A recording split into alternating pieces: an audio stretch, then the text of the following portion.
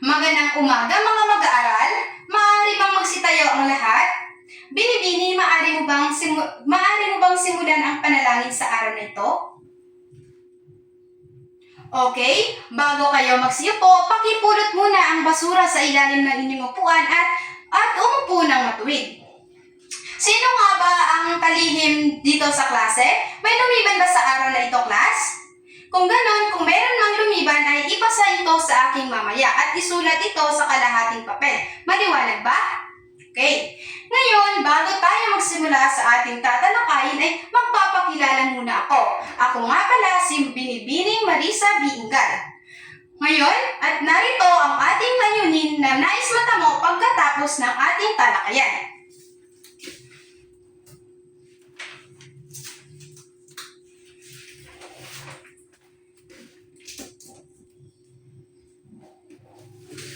Okay, Binibini, maaari mo bang basahin ang ating layunin? Okay, maraming salamat.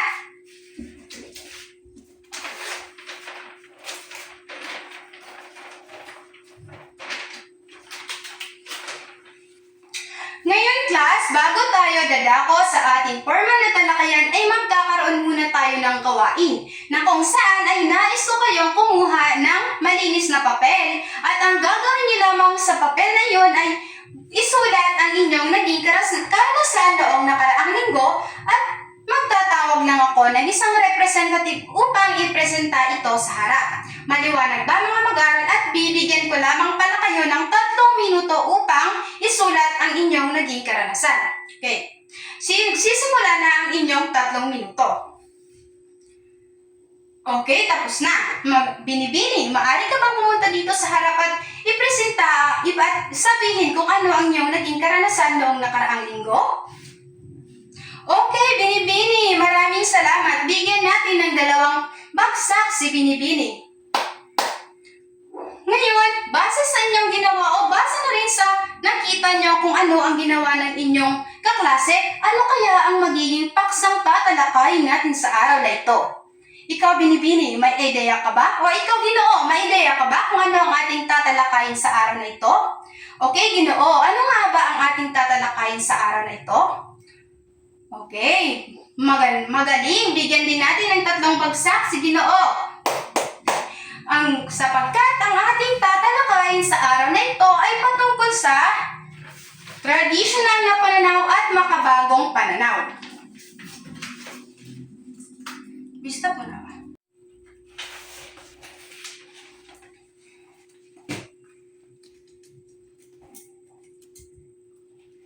Okay, ngayon class, bago natin pag-aralan kung ano nga ba ang traditional na pananaw at makabagong pananaw ay magkakaroon ulit tayo ng pangkatang gawain. Ngunit ngayon ay ipapangkat ko kayo sa 2 pangkat lamang. Ito ang magsisilbing unang pangkat at ito naman ang magsisilbing pangalawang pangkat.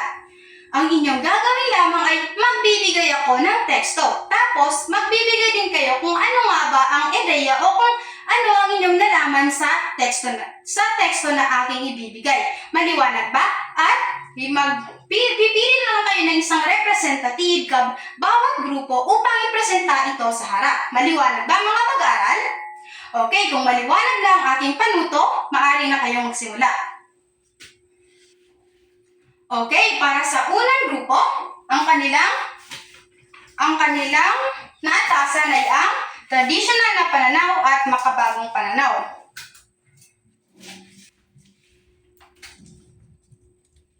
Para sa inyo, unang grupo, ano ang inyong ideya tungkol sa traditional na pananaw? Okay, maraming salamat. Napakagaling naman ng unang pangkat. Bigyan natin sila ng 3 bagsak. 1, 2, 3. Stop mo. Para naman sa pangalawang pangkat, maaari nang ipaskil ang kanilang natasang or ang nabigay ko kanilang teksto. Maaari nang ipaskil sa harap.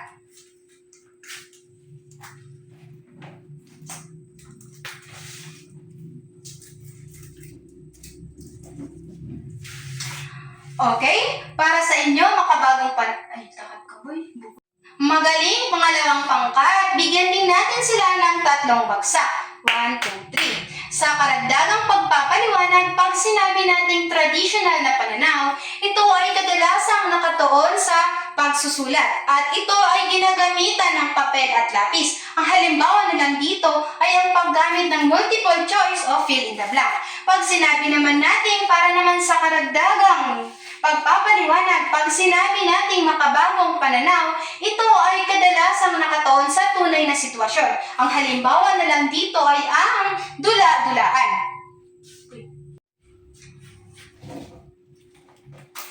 Naintindihan na ba lahat, mga mag-aaral?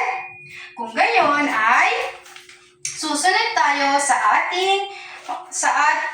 naintindihan na ba, mga mag-aaral?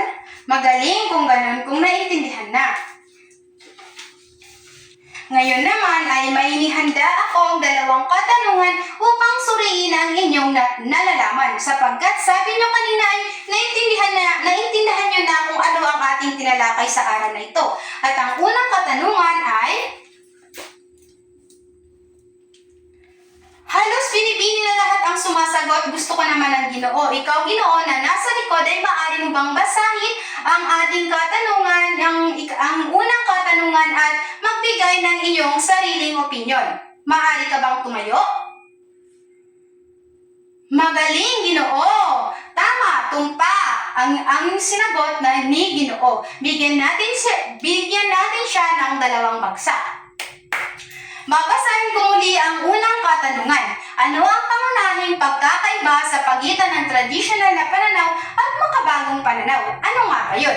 Ang pagkakaiba nila, mga mag-aaral, ay katulad nga ng sinasabi ko kanina, pag sinasabi nating traditional na pananaw, ito ay nakatuon sa nakasulat na pagsubok o ginagamitan nga ng papel at lapis. Habang makabagong pananaw naman, hindi ito ginagamitan ng pagsusulat, kundi ito ay ina-act na ng mga mag-aaral. Katulad na lang ng sinabi ko kaninang halimbawa ay ang dula-dulaan. Maliwanag ba? Wala bang tanong? Okay, ngayon, ngayon dadako naman tayo sa pangalawang katanungan.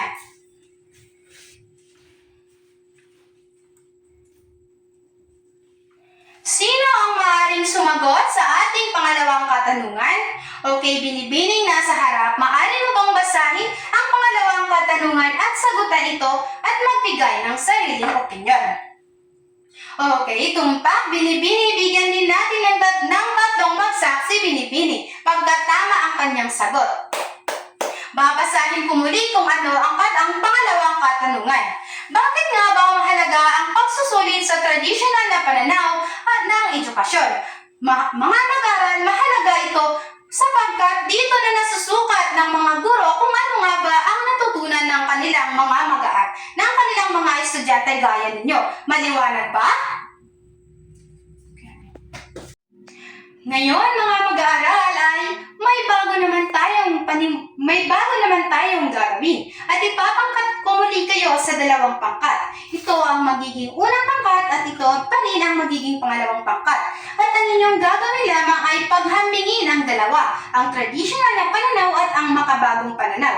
At meron ditong Venn diagram na kung saan ay pipili lang kayo ng isang representative upang pumunta dito sa harap. Maliwanag ba, mga mag-aaral?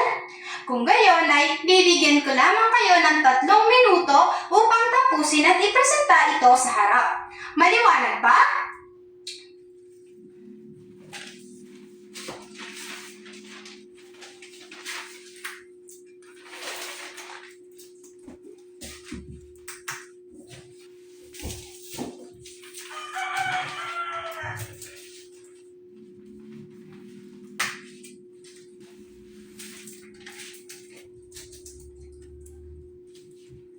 Maaari na kayong magsimula. Maaari na kayong magsimula unang pangkat at ang pangalawang pangkat. Batid kong tapos na ang lahat, maaari nang magsimula. Unang pangkat, sino ang inyong representative upang pumunta dito sa harap? Ikaw, binibili, maaari ka nang pumunta dito sa harap. Tapos, ang susunod naman ay ang pangalawang pangkat. Ngunit, patapusin muna natin ang unang pangkat.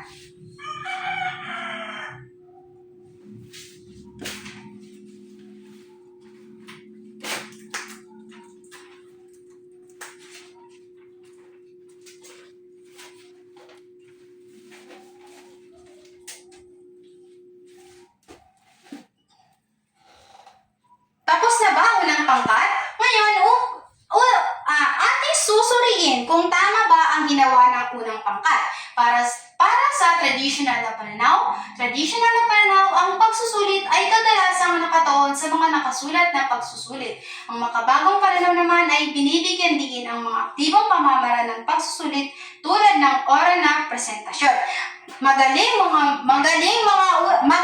unang pangkat sapagkat sabi ko nga kanina, ang traditional na pananaw ay ginagamitan ito ng papel at notebook. Ginagamitan ito.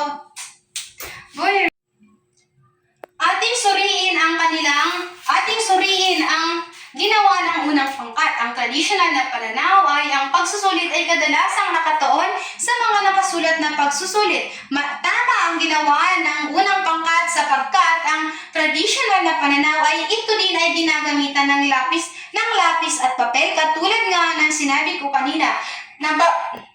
Nakinig talaga kayo ng mabuti. Kaya naman bigyan natin sila ng 5 bagsak.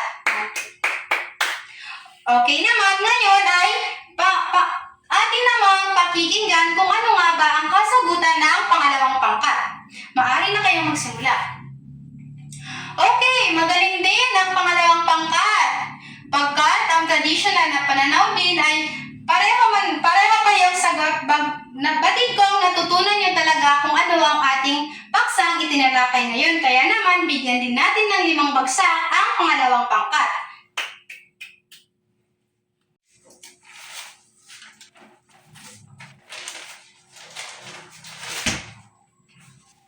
Ngayon naman, mga mag-aaral ay ipapangkat ko muli kayo sa 2 pangkat at ito pa rin ang magiging unang pangkat at ito pa rin ang pangalawang pangkat. At bago sa lahat, meron pala tayong panuto na ipapaskil ko sa harap.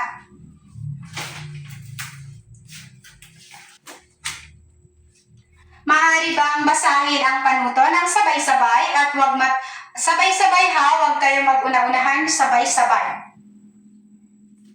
Maliwanag ba ang binasang panuto? Ngayon, kung maliwanag ang panuto ay maaari na kayong magsimula at bibigyan ko lamang kayo ng 3 minuto pa rin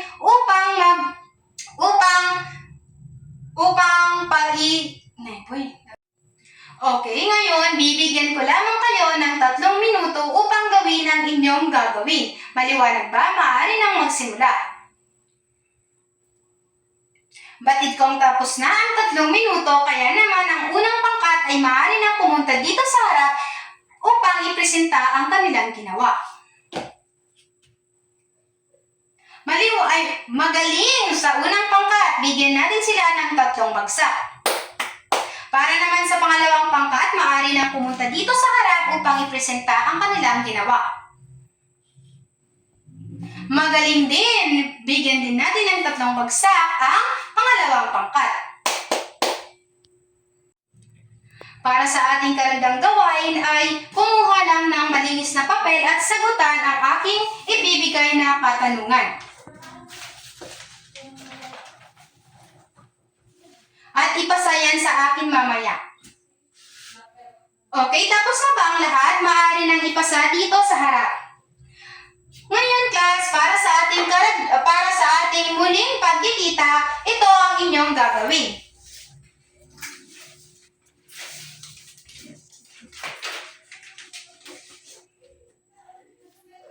Aking babasahin kung ano nga ba ang inyong gagawin sa susunod nating pagkikita. Panuto, sumulat ng salaysay na naglalarawan ng inyong opinyon tungkol sa kung aling pananaw ang mas epektibo sa pagkatuto ng wika. Isama ang mga dahilan at halimbawa upang suportahan ang inyong pananaw. Maliwanag ba, mga mag-aaral?